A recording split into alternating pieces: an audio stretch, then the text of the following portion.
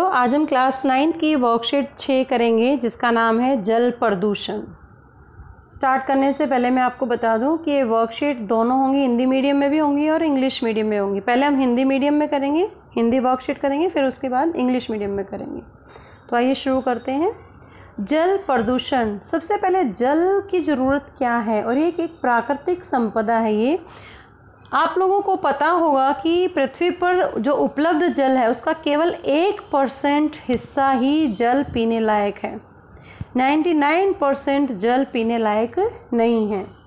और आमतौर पर जो जल प्रदूषण होता है वो हमारी मानवीय गतिविधियों के कारण होता है, जैसे नदियों, झीलों, महासागरों या तालाब जैसे जल निकायों को संदूषित कर देते हैं, फैक्ट्रियों का कूड़ा डाल देते हैं, त्यौहार मनाते हैं तो मूर्तियाँ बहा देते हैं, या घरेलू अपशिष्ट पदार्थ पानी में डाल देते हैं, कीटनाशक या उर्वरक वो पानी में चले जाते हैं।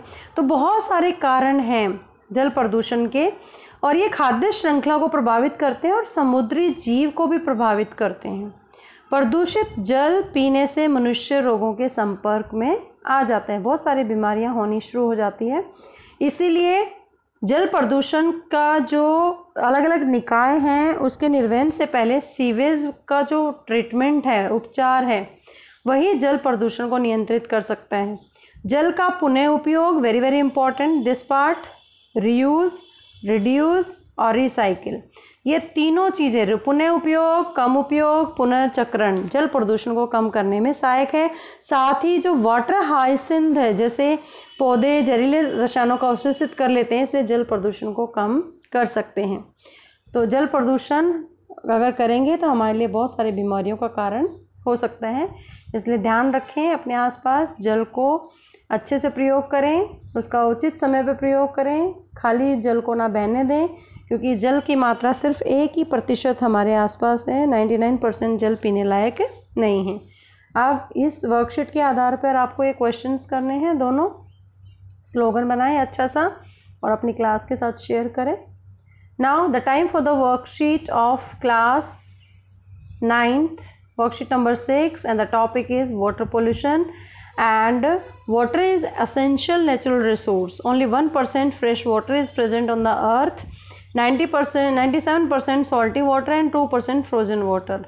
Of all the water on the earth, only 1% is available for us to drink. Water pollution is the contamination of water bodies like rivers, lakes, oceans and the ponds, usually due to human activities. And its main cause are spilling of oil, industrial and sewage water disposal, animal waste, pesticides and the fertilizers into the water body. You can see the pictures which are the causes of water pollution. Just like this, sources of water, home waste, festivals, industries and the farming. And water pollution can be disastrous consequences on the ecosystem. It can impact the food chain and affect the marine life. Humans can contract diseases by drinking polluted water. So it is very harmful for all the things, even the living or non-living things. We can control water pollution by treating the sewage water before discharging into the water bodies, as well as you can use the concept of reusing, reducing and recycling of the water will go for a long way in reducing water pollution. And plants also, such as water hyacinth, can absorb the toxic chemicals and hence reduce water pollution. So on the basis of the worksheet, you have to check your understanding by doing these questions in your notebook. Look at the picture below and list 3 major things that cause water pollution. Write a slogan here for the conservation of water. Make a poster on the water pollution and suggest 3 measures to control water pollution. So it's very very important for us. Save water, save life. I hope you understand the concept of water pollution. Keep watching Super Vigyan. Thank you so much.